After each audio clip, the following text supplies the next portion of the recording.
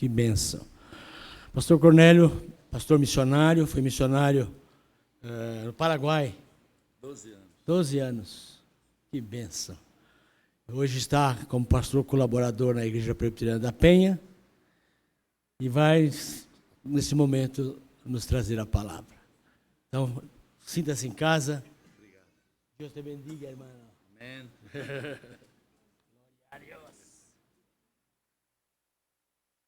Quero saudar a todos com a paz do Senhor Jesus.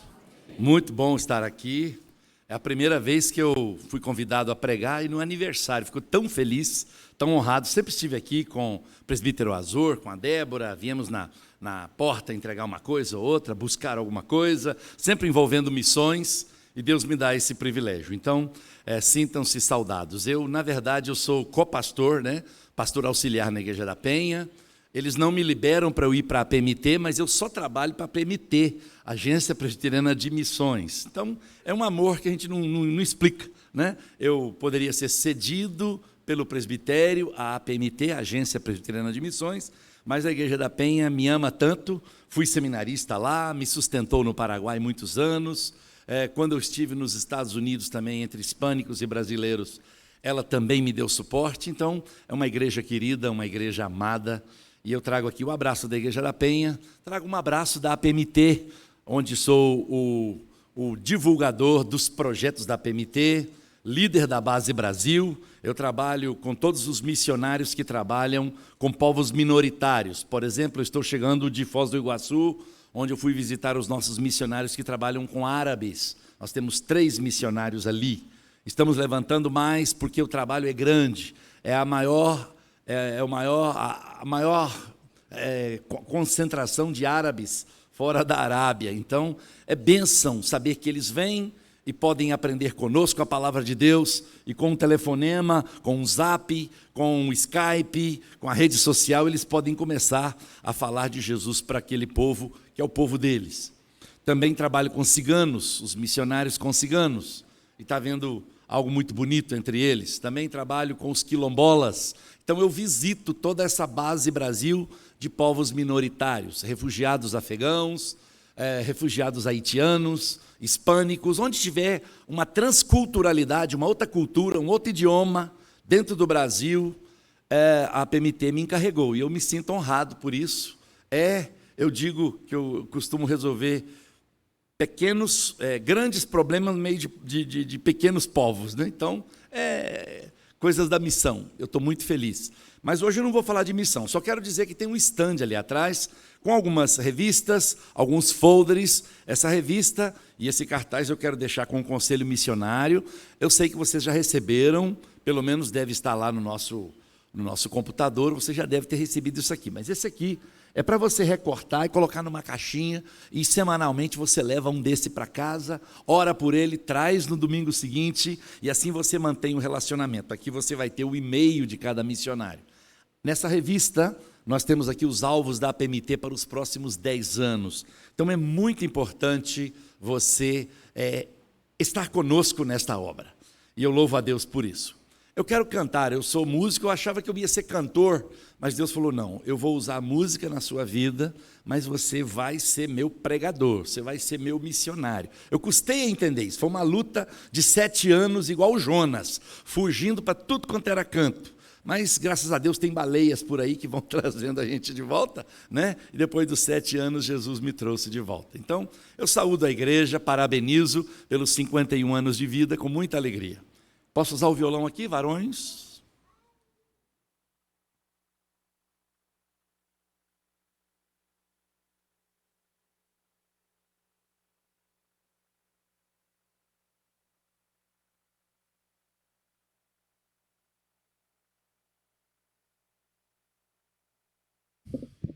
Eu pedi para projetar a letra, para você poder cantar comigo.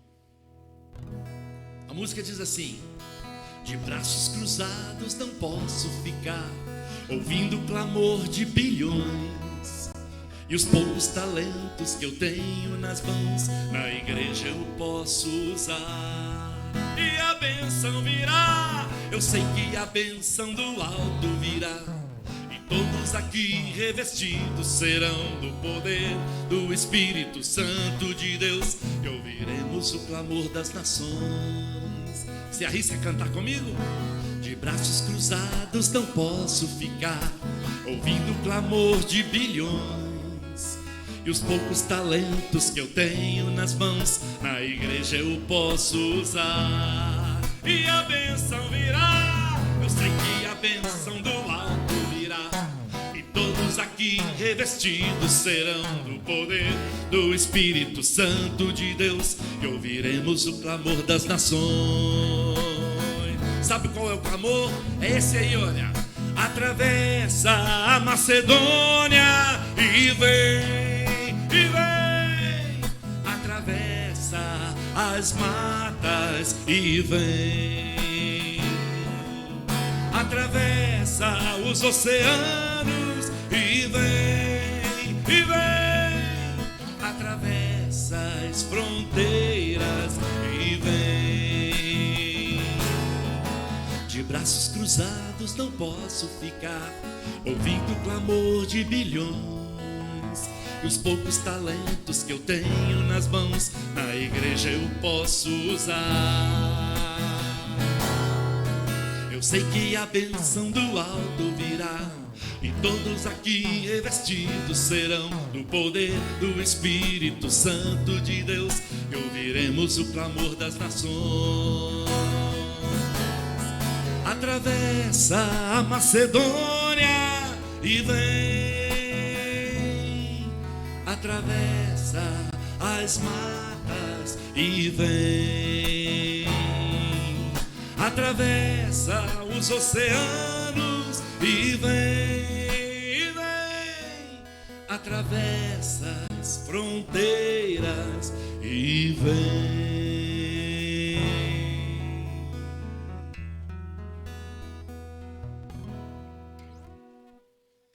Amém. Que seja assim, a gente não cruze os braços. Em nome de Jesus.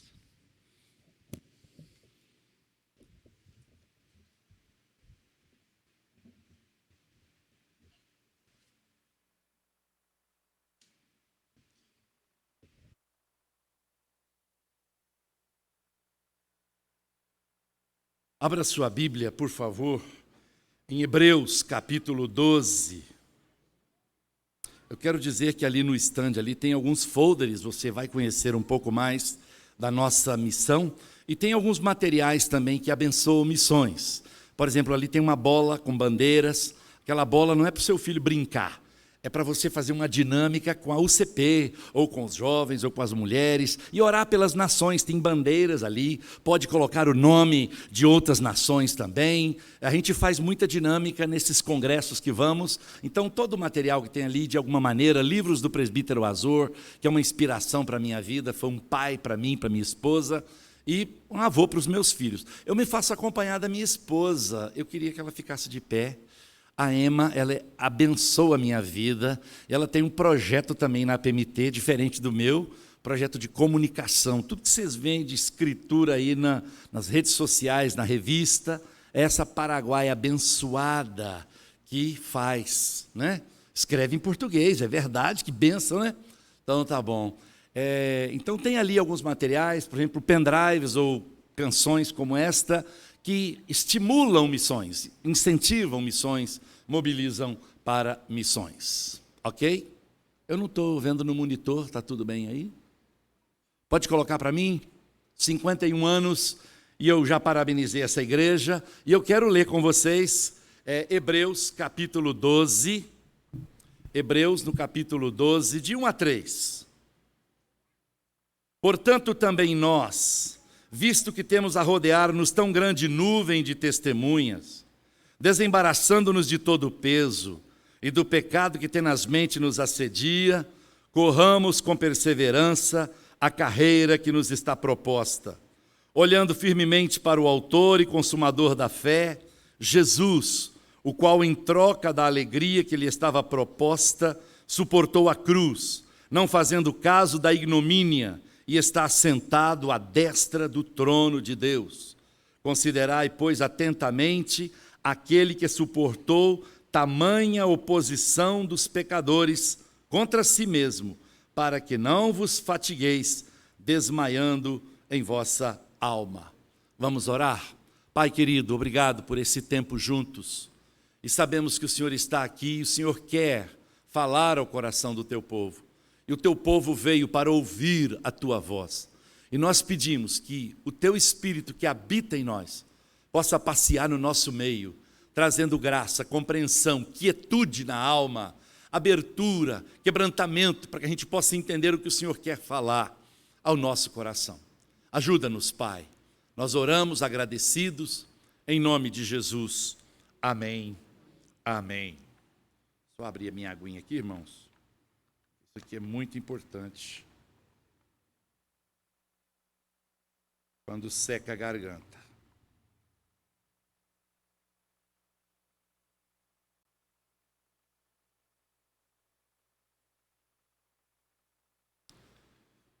Há 51 anos que algumas pessoas saíram da zona de conforto,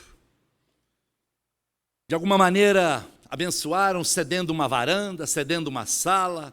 Algum presbítero saiu de alguma igreja e veio, ou veio morar neste bairro. Eu não sei a história do começo dessa igreja, mas essa igreja tem uma história. E todo começo é humilde, todo começo é assim, com muita vontade, com muita galhardia, com muita força, para que a palavra de Deus fosse semeada neste lugar. Sem dúvida alguma, isso é fruto de missões. Algumas pessoas não se deixaram levar pelo comodismo, elas quiseram colocar o seu tijolinho ali, a sua parte, o seu talento, se juntaram, se dispuseram, aceitaram o desafio de levar adiante a obra de Deus. Isso é fruto de missões. O que hoje nós estamos celebrando, 51 anos, é fruto, é bênção. Porque alguém começou, alguém sonhou, alguém desejou, talvez alguns estejam aqui ainda, talvez outros já partiram para a glória, com certeza, mas Deus os usou, e agora Deus quer usar você, que coisa gostosa. Então, eu quero dizer para você que missões é um projeto de Deus, em que a igreja, ela leva luz a quem está nas trevas, ela leva paz para quem está vivendo a guerra, ela leva amor para quem está vivendo ódio, e ela leva também pão a quem tem fome, ela leva o remédio para aquela pessoa que precisa de cura. A igreja tem uma função importante, essa é a função desta igreja, essa é a função da igreja do Senhor. Quando eu oro por missões, eu não oro só pela minha agência presbiteriana, eu oro pela minha junta nacional, eu oro pelas juntas batistas, os outros missionários que sinceramente pregam a palavra de Deus, porque é o projeto de Deus. São irmãos de outra denominação, mas estão pregando o Evangelho. Alguns deles nos ajudando em outros países, onde nós não temos uma base ainda sólida. Estive agora em Foz do Iguaçu, mas há tempos atrás estive uma outra vez também, ajudando na solução de algumas situações. E ali, irmãos de outras igrejas, Assembleias de Deus, irmãos de batistas, eles se unem ali para poder levar o Evangelho para aquele povo. Que coisa gostosa é saber que esta igreja é fruto de missões. Um dia alguém saiu de um outro país e veio ao meu país, e veio a este Brasil, e trouxe a palavra de Deus. E pessoas saíram de outro lugar e vieram para este bairro. Isso é fruto de missões, mas a tarefa é a mesma. Nós estamos levando luz, paz, amor e pão para essas pessoas que têm fome. Portanto, eu queria pensar com você nisso. Sabe por quê? Missões é um trabalho em equipe. Quem disse que é só o pastor que leva uma igreja adiante? Quem disse que é só o conselho que toca uma igreja? É você com o seu talento, com o seu dom. É você colocando, é a Dorcas com a sua agulha. É aquela criança que oferece o pão e o peixe. E Jesus vai fazendo a multiplicação. O Espírito de Deus vai agindo, como o pastor disse aqui hoje, no início do culto. Essa obra missionária, que hoje vocês são fruto dela também, ela está sendo divulgada em todo o mundo. E eu trago aqui uma foto de nossos irmãos árabes, lá no Oriente Médio, sentados no chão, durante umas 2h30 de culto. Você imaginou você ficar 2h30 sentado nessa posição aí? Eu falo que se me deixarem 2h30 sentado aí, eu e o Paulo Pietro, eu acho que vai ter que vir um guindaste do SAMU para levantar a gente de novo, não é não? Fala a verdade. Mas irmãos nossos que ouviram a palavra de Deus estão hoje louvando a esse Deus que você e eu louvamos. Essa palavra que nós pregamos, ela chegou na Índia. Essas mulheres são viúvas que estavam caminhando para a morte. Essas mulheres eram mulheres que ficaram viúvas e por serem viúvas sendo maltratadas pela nora ou pelo genro ou pelo filho ou pela filha, e elas decidiram ir para uma cidade onde se amontoam mulheres viúvas, pelo menos lá não tem parente e pelo menos elas vão morrer lá em paz, mesmo que seja na miséria da rua, no relento. Os missionários encontraram essas mulheres e resolveram reuni-las. E de repente deram para ela uma caixinha de som com um pendrive, com a leitura da palavra de Deus no idioma delas, com hinos, com cânticos como esses que cantamos aqui. E essas mulheres se converteram e aquilo se torna uma igreja. É por isso que a sua oferta, é por isso que a sua oração é tão importante nessa obra missionária. A sua oferta é importante também para que crianças desnutridas, a sua oração é importante para que povos que às vezes não têm como dar alimento aos seus filhos, possam alimentá-los dignamente através da obra missionária. Nossos missionários que estão ali pregando a palavra de Deus e levando o pão a esta gente, levando educação. Essa foto eu tenho uma predileção muito bonita, porque tive a bênção, eu e minha esposa, de fundar essa escola no Paraguai, Instituto Presbiteriano Paraguai Brasil. É o instituto que agora caminha, continua, hoje tem um prédio feito, compramos o local com ofertas dos irmãos do Brasil, com CDs vendidos, com camisetas pintadas, com jantares das SAFs, com chás, enfim, é a gente fazendo da educação uma forma de evangelização. E Deus tem abençoado. Ali você vê o pastor Eulógio, né? Pastor Eulógio ali em cima, o paraguaio, e hoje a Loida, que foi uma moça que nós fizemos a pública profissão de fé dela, ela é a diretora da escola para a glória do Senhor. Aí, quando eu estava nos Estados Unidos, no lugar do reverendo Eliel, né? Ele tinha saído lá de Long Island, eu fiquei no lugar dele, e a Emma veio receber uma homenagem nesse nono ano da escola, porque nós a fundamos 9 anos antes, não é isso? Então, queridos, é isso aí, a bênção de Deus. Agora nós estamos recebendo refugiados, eu estive em Ilhéus. Você pode ver a carinha do pastor Cornélio aí, feio que dói, mas fazer o quê? Eu tive que tampar o rostinho dos afegãos, porque os parentes deles estão sendo ameaçados pelo povo talibã. Esse povo veio, eram gente que tinha alguma coisa lá, mas vieram só com uma mala. Eu estive em Ilhéus para receber esse grupo, e esse irmão que você vê aí, com a camisa listada, é o nosso missionário da PMT, que transformou um acampamento da federação, que é da família deles, mas era um acampamento que cedia o presbitério, federação, reuniões várias. Eles adaptaram aquela chácara, uma chácara pitoresca, uma chácara linda. Eles adaptaram aquilo para receber esse povo. Ficam ali 6 a 8 meses, aprendem o português, aprendem um pouco da cultura, arrumam um emprego, arrumam documentos e vão trabalhar, quem sabe, de médicos, dentistas ou do que eles forem em cada região do país. É a nossa igreja fazendo algo, assim como nós contamos com essa igreja, que agora já é maior de idade, 51 anos, já é bem vivida, né? E que eu sei que vocês têm um carinho muito grande por missões. Assim, a gente se encontrou em algum momento no Cabo Sul, nesses encontros aqui do nosso presbitério leste aqui, e aí a gente pôde fazer a obra do Senhor. Mas, pensando bem, como é que nós vamos fazer a obra de Deus hoje, diante de tantas dificuldades? Nós lemos um texto que nos chama a atenção, que nos coloca no lugar. Mas como nós vamos fazer? Diante de um momento em que a ideologia tenta tomar conta de nós. Como é que nós vamos continuar pregando o evangelho para crianças, sendo que elas vêm aqui na escola dominical, ficam 40, 50 minutos, 1 hora e meia, mas elas ficam na escola de 7 da manhã até meio-dia, ou até as 2 da tarde, e lá ela tem um coleguinha que a mãe já veste toda de coloridinho e etc., e a gente vai recebendo isso. Como é que nós vamos fazer missões? Como é que nós vamos plantar igrejas? Como é que nós vamos plantar Jesus no coração dessas crianças, das famílias? Nós temos vivido tempos tão difíceis. O texto proposto é capítulo 12, de 1 a 3, de Hebreus. Mas eu queria pensar com você algo. Quando eu leio o capítulo 11, eu fico cada dia mais turbinado na fé. Porque o capítulo 11 é conhecido como a galeria da fé. E nessa galeria da fé, eu começo a ver algumas coisas muito bonitas para a minha vida, porque não vai. Acabou a... No capítulo 11 nos mostra algumas referências que a gente precisa de entender. Quando Deus chamou Abraão, o texto diz que Abraão seguiu para um lugar que ele havia de receber por herança, e o texto diz que ele saiu sem saber aonde ia. Que fé! Que fé é essa exercida por um homem que eu preciso de ter hoje? Você precisa de ter hoje. Nós precisamos de ter hoje para cantar essa fé com amor, com graça, como nós ouvimos hoje.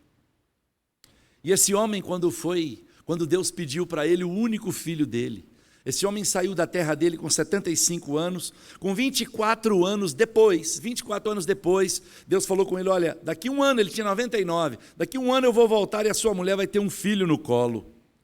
Ou seja, não foi assim, ele saiu, já teve um filho e começou. Não, tem uma luta pela frente. Mas esse homem exerceu fé, ele obedeceu. E quando ele teve o filho, de repente Deus fala, olha, pega o teu filho, o teu único filho, e vai no monte tal, e entrega ele ali em sacrifício.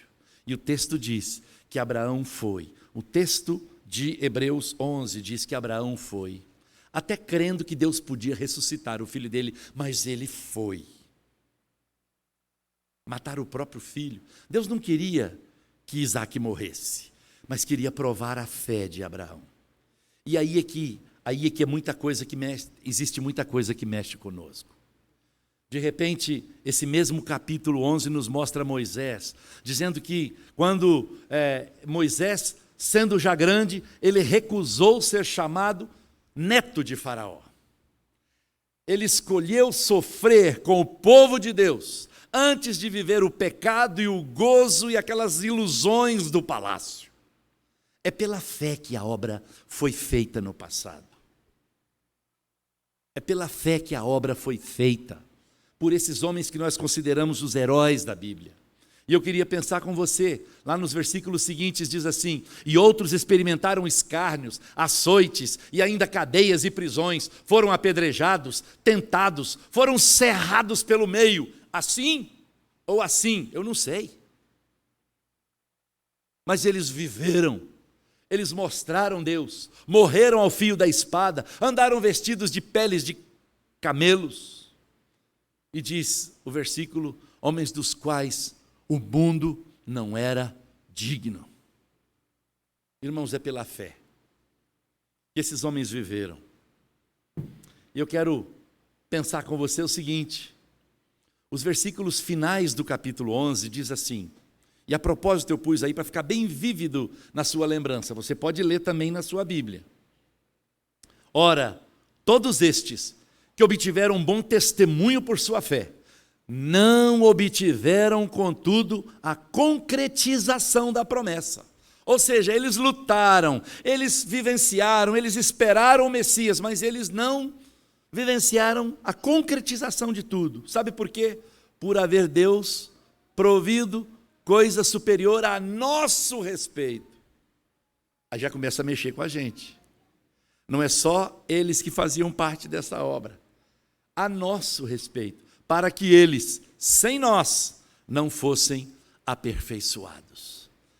Eu faço parte desse grande reino, o reino de Deus. O mesmo reino de Abraão, de Isaac, de Jacó, de Davi, de Daniel. Esse reino desses homens que se entregaram e se dedicaram, de uma Esther corajosa que se apresentou diante do rei, e ela disse, se eu perecer, eu pereci, mas eu não vou deixar de apresentar ali, eu não vou deixar esse desafio me vencer.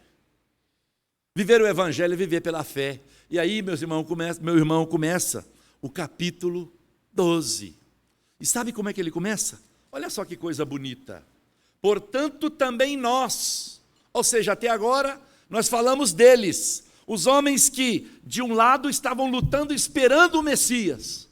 E agora, nos toca a nós, do outro lado, que já sabemos que o Messias veio, e ele cumpriu tudo, e concretizou a promessa de Deus. Eles lutaram no seu momento, e agora é a nossa vez. Como é que nós vamos lutar hoje? Como é que essa igreja tem que lutar hoje? Entendendo que agora é a nossa vez. E não adianta você dar desculpa. Se fosse nos tempos... Qual tempo? Você prefere pensar naqueles tempos lá? Da igreja primitiva, onde eram julgados assim aos leões, onde eram presos e açoitados. Meu amigo, nós estamos vivendo o paraíso. E não temos exercido a fé como deveria ser.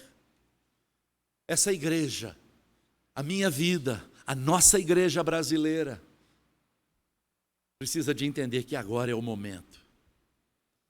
Um dia, pessoas deixaram o conforto, como eu disse no início, e vieram fincar essa igreja aqui, confiados unicamente na graça de Deus.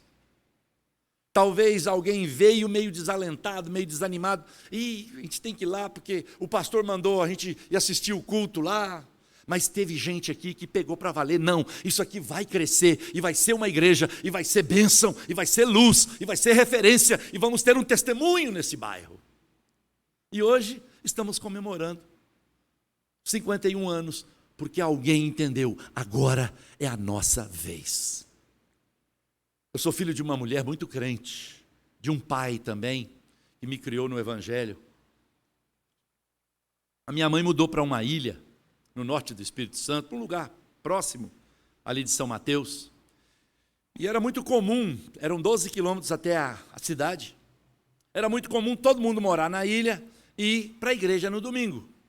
A minha mãe, aposentada, meu pai idoso, ela disse assim, tinha comprado uma casa lá na praia, e aí ela disse para o pastor, olha, pastor Joaquim, era o nome do pastor, eu sou fulana de tal, eu me apresento, aqui está a minha carta de transferência, eu quero dizer para o senhor que eu vou vir todo o primeiro domingo para tomar a Santa Ceia, e eu quero ser dessa igreja, mas eu quero dizer para o senhor que os outros domingos vai ter uma porta aberta lá em casa, eu vou reunir os meus vizinhos, e eu vou ler a palavra de Deus com eles. Eu não sou pregadora, mas eu tenho a SAF em revista, eu tenho as lições de escola dominical, alguma coisa eu vou fazer com quem for na minha casa. E era uma varanda em formato de um L. Eu vinha do Paraguai, eu pregava nessa varanda, eu ficava na quina da varanda, tinha um grupo aqui, porque aqui tinha a parede, né? Aquela congregação, aquele ponto de pregação assim mais inusitado, que hoje é a Igreja Presbiteriana do Guriri. Alguém entendeu, agora é a nossa vez. Mas essa mulher, ainda não contente de só abrir a sua casa, era aquela pessoa assim que não sabe pintar, não sabe bordar, não sabe fazer muita coisa, mas ela é vendedora, é empreendedora. Ela descobriu que alguém pintava, ela descobriu que alguém bordava. Ela disse, você pode pintar esses panos aqui para mim? Você pode fazer biquinho aqui, esse bordadozinho? E aquela pessoa então fez a pintura, fez o bordado, e ela vendia aqueles panos de pratos para abençoar missões, para abençoar a igreja. Quantos bancos de igreja a minha mãe deve ter comprado por esse Brasil afora? Quantas igrejas e pedreiros ela não deve ter pagado com dinheiro de pano de prato? E eu falo isso, irmãos, não é por ser minha mãe, é porque alguém aproveitou o tempo, entendeu? Agora é o momento, é a minha vez, é o que eu sei fazer, é o que eu posso fazer. Agora é a nossa vez. O que você pode dizer agora para você mesmo? Agora é a minha vez de fazer na obra de Deus. E dependendo da sua resposta, essa igreja vai voar, vai subir cada dia mais, vai ser uma luz muito mais forte, como dizia o reverendo Oswaldo Smith, a luz que brilha longe, perto brilha muito mais. E é isso que deve ser uma igreja do Senhor Jesus. Ela brilha perto, mas um fulgor tão grande que aquilo vai chegando longe, para a honra e para a glória do nome do Senhor. Mas eu quero seguir, eu quero dizer que no versículo 1 ainda, tem como nós vamos fazer isso. Não tem jeito, já que você entendeu que agora é a nossa vez, diz assim, olha, portanto também nós, já que tem esse tanto de irmãos como testemunhas, homens que viveram no passado, agora nós, desembaraçando de todo o peso e do pecado que tenazmente nos assedia, corramos com perseverança a carreira que nos está proposta. Tem uma carreira para correr, tem uma carreira que Deus nos propôs, só que a gente tem que correr com perseverança. Mas não é só isso, aqui está dizendo que a gente precisa de despojar de todo peso. Eu não sei qual é a vaidade que você está alimentando, qual é o peso que você ainda insiste em levar com você, mas numa carreira, nós estamos falando de carreira, numa corrida, você tem que estar. Eu me lembro que a gente jogava bola com camisa de algodão, uma camiseta normal. Hoje o jogador joga com uma películazinha que o suor chega ali e ele cai, para não ter nenhum peso. Eu falei, meu Deus do céu, parece que uma camisa era um estorvo para a gente correr. O Pelé correu com essa camisa muitos anos e deu um show. Hoje os camaradas nem com essa películazinha que não pega suor nem nada, não estão tudo uns pernas de pau, né? Ganham dinheiro. Mas nós precisamos de pensar no espiritual. Será que eu estou despojando de todo o peso e do pecado que tenazmente nos assedia? Tem muita coisa que vem de assédio. Tem muita coisa que vem em contra. Você está numa vida espiritual, numa corrida espiritual, e Deus quer uma vida limpa.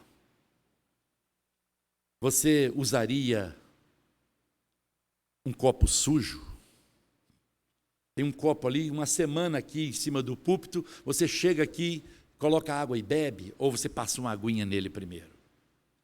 Parece que está limpo, mas uma baratinha pode ter passado ali, uma aranha, uma contaminação qualquer. Deus também não quer usar vasos sujos. Nosso Deus é um Deus exigente. E Ele fala, despojando de todo o peso e do pecado que tenazmente nos assedia. Eu tenho visitado a comunidade cigana, e a minha esposa diz que ela acha que eu sou cigana. Ela descobriu depois de 30 anos de casamento, né, que ela acha que eu sou cigano. Bom, que a gente viaja muito, muda para lá, muda para cá, isso é coisa de pastor, né, reverendo? Mas de repente, eu fiquei tão impressionado com aqueles camaradas. Eu viajei para o sul do Goiás para visitar a nossa comunidade cigana, onde nós temos um missionário. O missionário se ausentou e ele disse assim, pastor, eu tenho certeza que eles não vão convidar você para dormir com eles, na casa deles. Então você prepara um hotelzinho. Falei, tá bom, pastor, fica tranquilo, eu chego lá, eu me viro. Eu já estou com quase 60 aninhos, então já sei, né? Já sei me virar missionariamente falando. E aquele irmão foi para o Canadá resolver um assunto, e de repente eu chego lá, foi um trabalho bonito, fizemos aconselhamento, visitas, os ciganos não crentes, os crentes me levaram, fizemos culto de evangelismo, uma coisa bonita entre os ciganos, entre eles. E de repente, de noite, eles falaram, pastor, o senhor não vai embora não, o senhor vai dormir com a gente. Já quebrou uma barreira ali. E naquela noite, o Serginho, o cantor, o compositor deles, esse Serginho, ele me disse, pastor, a nossa maior dificuldade foi quando nós nos convertemos. Porque a gente vendia um produto e a gente enganava a pessoa que nos comprava. Mas agora Jesus entrou no nosso coração. Agora nós não podemos, nós somos só comerciantes. Nós temos que fazer o comércio tão bem feito, que a gente tenha o que comer, como se alimentar. E Deus tem sido fiel. A gente pegava, pastor, um copo como esse aqui, vazio, e a gente provava para a pessoa que ele estava cheio. E vendia o copo como cheio. E o meu pai contava muitas histórias de ciganos lá na Rosca Seca, no Mata 3, aquela região de onde nós somos lá. Região boa, gente, tudo boa, minha família, né? Graças a Deus. Eles entenderam isso e começaram a despojar do peso e do pecado. E como Deus tem abençoado aquele grupo. E eu falei, Serginho, eu estou querendo levar você para pregar numa das minhas igrejas lá, rapaz. Porque tem muito crente lá que não entendeu isso ainda não. Jesus entrou no coração dele, mas continua fazendo rolo. Jesus entrou no coração deles, mas não entenderam que precisam de agora viver honesta e limpamente. É necessário despojar de todo o peso e do pecado. Com esse peso você não vai longe. Com esse peso você vai cambalear, você vai cair. Pode ficar até na beira do caminho, talvez no caminho ali, mas está ali, ao invés de estar ajudando outros, sendo suporte para outros, porque você está livre. Você está precisando de alguém que te carregue, um carrinho de mão, né? Como muitos crentes são, carrinho de mão, precisa do pastor pegar, vamos para a vigília, o pastor leva, vamos O mutirão o pastor leva, porque são pessoas que estão caídas por aí afora. O texto diz: desembaraçando-nos de todo o peso e do pecado que tenazmente nos assedia. Meu irmão, não é só você que é assediado pelo pecado. Não é só você que precisa de se desembaraçar. Nós, pastores, líderes, presbíteros, nós precisamos também. E quantas tentações nos vêm. Quando nós compramos o local, que é dessa escola que eu disse que nós fundamos, compramos um local no centro da cidade. Minha esposa e eu fomos fazer um negócio ali, depois de uma história muito longa que não vem ao caso aqui, porque não é uma noite missionária. Eu preciso de terminar aqui antes das 1h20, aqui 1h30 que o pastor tinha me falado. Brincadeira, irmãos. Mas de repente, aquela mulher disse assim: pastor Cornélio, eu não quero pagar taxas muito altas. Então, olha, para a gente fazer um preço aqui, vamos fazer um preço fictício da compra da sua igreja lá, da casa, e aí... E não é que o camarada que vos fala aceitou a proposta. Ah, então tá bom, é melhor para mim, eu vou pagar menos e não vai ter uma taxa muito alta pelo preço. Peguei o meu carro e voltei, 17 quilômetros, era a cidade vizinha, grande Assunção, como Guarulhos, São Paulo, etc. E nós voltamos para lá e parece que o inimigo ria nas minhas costas. Ah, eu consegui. O inimigo nos assedia.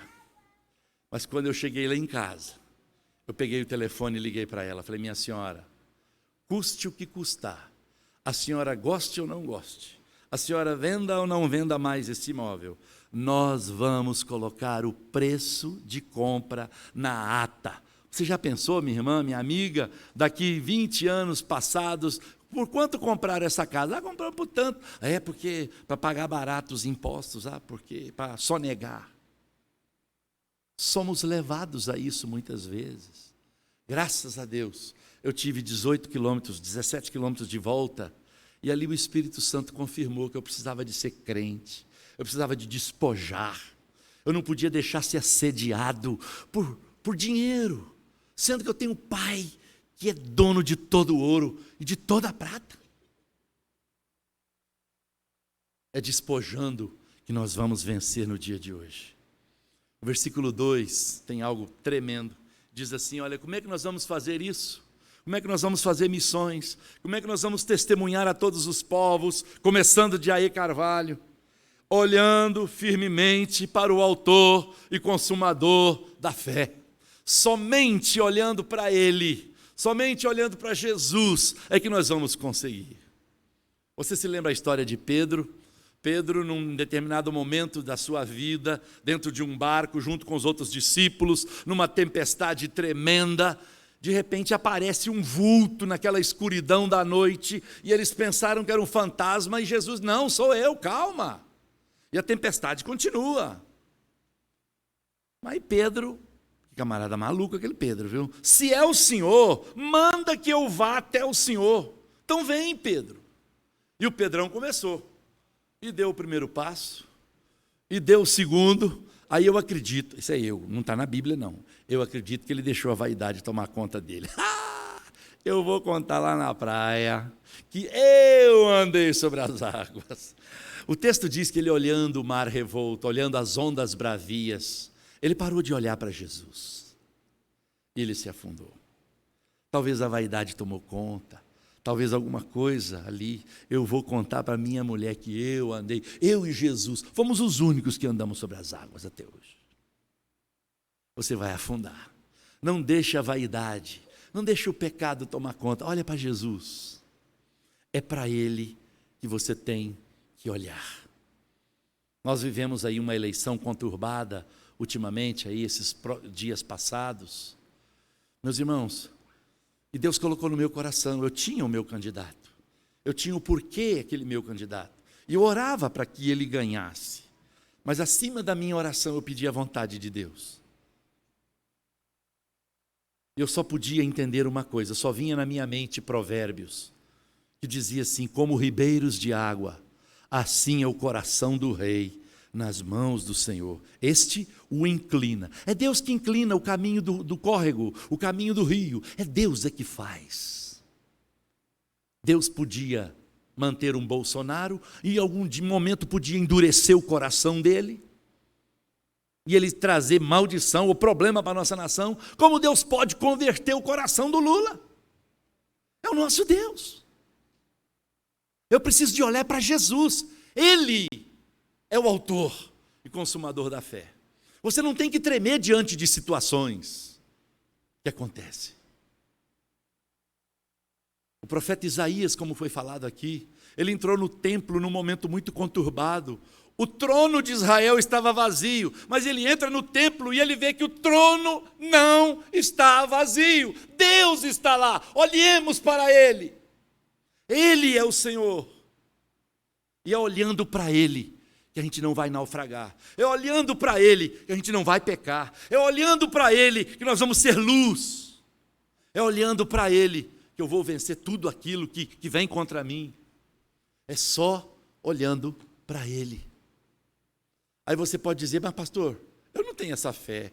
O senhor está falando aí, é tudo muito bonito. O meu pastor fala a mesma coisa, tem que ter fé, tem que ter fé. Eu não tenho fé. Aqui está dizendo que Ele é o autor e o consumador da fé.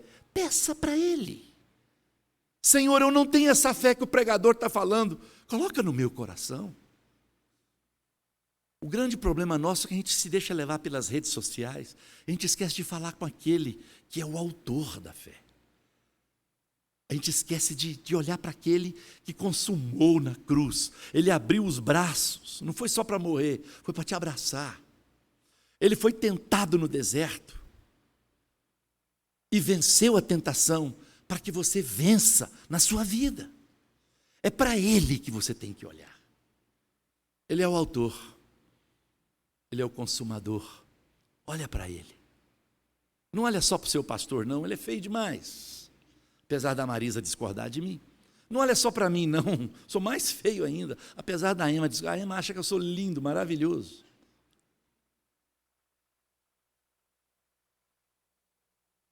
Em quarto e último lugar, eu queria pensar com você do versículo 3. O versículo 3 diz, considerai, pois, atentamente aquele que suportou tamanha oposição dos pecadores contra si mesmo. Você precisa de considerar o sofrimento do seu Senhor. Você diz que Ele é o seu Senhor, o teu Senhor, então considere o que Ele sofreu e para com esse mimimi. Muitas vezes nós estamos pensando, tem 3 anos que eu toco aqui na igreja, o pastor nunca me elogiou. Elogia o irmão, elogia a irmã, mas nunca me levantou um elogio. Ai, que sofrimento, gente. Pega uma coroa de espinho e crava na sua cabeça com força. E para de falar que o seu pastor não elogiou, para você ver a diferença que é. O nosso Senhor sofreu a zombaria, a cuspida na cara, o bullying, se é a palavra da moda hoje, que Jesus sofreu. Considere o sofrimento do nosso Senhor Jesus. E vamos parar, irmãos, com esse mimimi. Nós estamos numa época hoje de tanto mimimi, tanta dificuldade. Nós fizemos uma corrida, eu promovo situações em que missionários sejam abençoados, se levantem ofertas, e nós promovemos dei a ideia da promoção de uma corrida, de uma caminhada, e nós fomos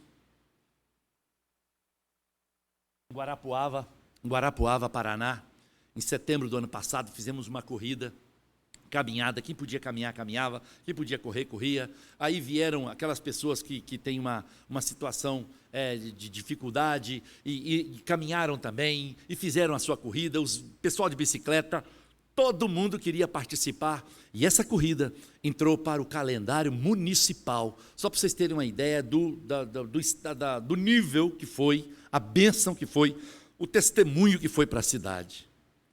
E nós conseguimos ali quase 20 mil reais de inscrições e ofertas, e fizeram camiseta. Foi uma corrida igual, tipo uma São Silvestre, só para você ter uma noção de organização. Até cronômetro nos nos tênis dos corredores tinha, cronômetro não, um sensor, para quando eles passassem ali, falasse, o fulano que tem 70 anos, da faixa de 65 a 70, ele cruzou a faixa de chegada com tantos minutos. Uma organização, uma coisa tremenda.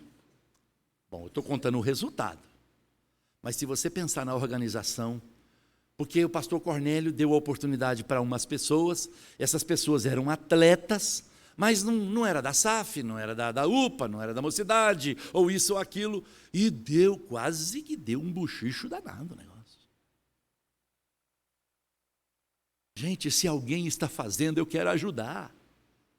Não importa quem fez, se é uma criança que deu a ideia, se é o pastor que deu a ideia, se é quem tenha dado a ideia. Não, mas como vai fazer? Nós somos presbiterianos, nós temos organização.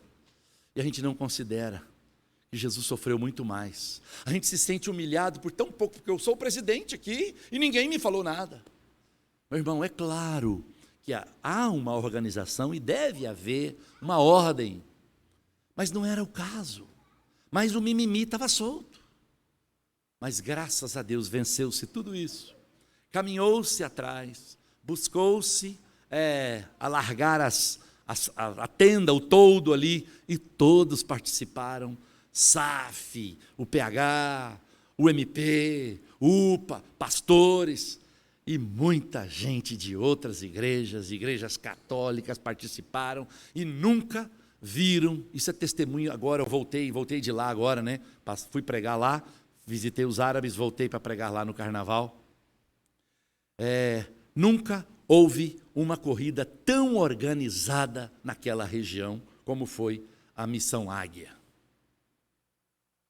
Mas para isso acontecer, às vezes acontece aquele mal-estar no rodapé da coisa. Porque a gente não tem considerado o sofrimento de Cristo. A gente leva tudo para um lado pessoal, por um ciúme, uma coisa boba, vaidosa. Meu irmão, minha irmã, eu termino aqui. Queria só dizer para você que agora é a nossa vez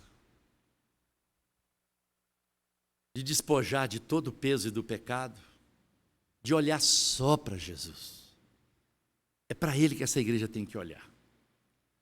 Você está vivendo alguma situação na sua família, está fugindo das suas mãos, escapando dos seus dedos, olha para Jesus. Dos dedos de Jesus, da mão do Pai, ninguém pode arrebatar. Olha para Ele, mas considera também que a nossa vida é uma carreira cristã. Considera os sofrimentos de Jesus, esse suor que você está tendo, porque essa vida cansa. Considera o sofrimento de Jesus, você vai ver, começa a louvar, no momento do sofrimento, no momento da angústia, você vai ver que a coisa vai acontecer. Eu não sei se Deus falou ao seu coração, eu não sei qual é o seu problema, a sua luta, não costumo conversar com os pastores antes de pregar, para saber problema das igrejas, mas eu não sei como é que você veio aqui, mas eu como pastor sempre dou uma oportunidade, no sentido da gente encontrar de novo, um momento para a gente refletir.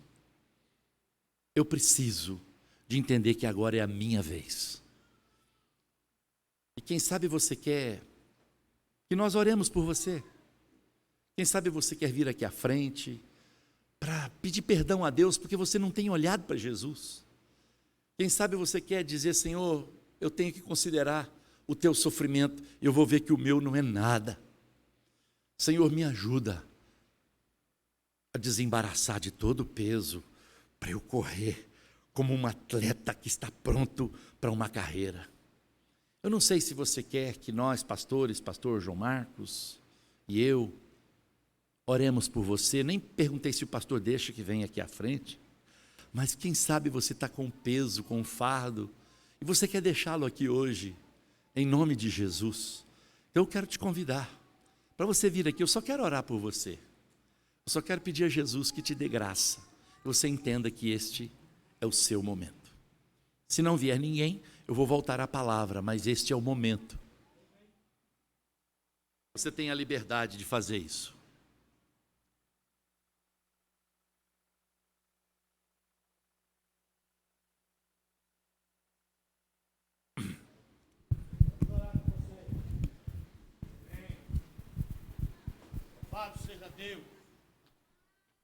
Glória a Deus. Pai, olha para essa gente, Senhor. Olha para os sofrimentos, lutas, dificuldades, Pai. Senhor, ajuda. O mundo é mau, nós estamos tão perdidos às vezes, desorientados. São problemas, dificuldades, angústia de alma, tristeza, abatimento. Deus, tem misericórdia dessa gente, Pai. Estão aqui, famintos de Deus, querendo, Senhor, entender que é um novo momento, mas tantas coisas que prendem, amarram, pecado, desânimo, decepções de pessoas, vida. Olha para essa gente, tem misericórdia. Nós queremos orar por elas e abençoar a vida delas, para que saia toda angústia do coração, toda amargura, toda tristeza, toda decepção, com homens, com instituição, com igreja, seja lá o que for. Tira esse peso, essa angústia, traz o alívio, a paz do príncipe da paz, para que eles possam voltar a correr a carreira proposta, de novo, animados, empolgados, voltar a participar dos trabalhos do teu reino, ó Deus. Levanta os que ficaram caídos, desanimados com esse tempo de pandemia, traz-os de volta à carreira cristã, abençoa, dá um batismo de alegria. Senhor, enxuga as lágrimas, a tristeza, e agora dá um batismo de alegria pelo Espírito Santo. É o que nós te pedimos. Alivia o fardo, alivia o peso. Vai tirando a angústia dessa gente e dá a tua paz, a certeza de salvação, alegria no Espírito. Faz isto, Senhor, em nome de Jesus. Amém e amém. Um momentinho só para você que veio. Eu não sei a sua luta, Deus sabe. Mas um dia, uma mulher se agarrou nas colunas de um templo. Ela não podia ter filho. Essa mulher começou a orar. Ela orava tanto que até o sacerdote pensou que ela estava bêbada. São as coisas da vida. Mas quando ela explicou para ele porque que ela estava derramando a alma ali, ele disse para ela: vai, e que Deus conceda a petição que você fez. Aquilo que você colocou aqui, Deus há de conceder, já concedeu em nome de Jesus. Obrigado, pastor. Pode sentar, receba a sua bênção. Estamos chegando ao final do nosso culto abençoado. Lembrar que hoje estamos em festa.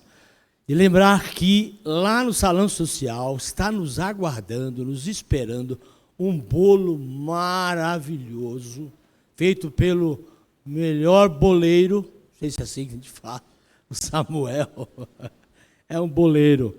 Ele é um artesão maravilhoso, salgado, refrigerante, Coca-Cola, Guaraná, um tempo tão gostoso, um lugar especial para a gente tirar fotos. Já quero convidar os presbíteros para tirar foto lá dos 51 anos, para ficar na história, os diáconos.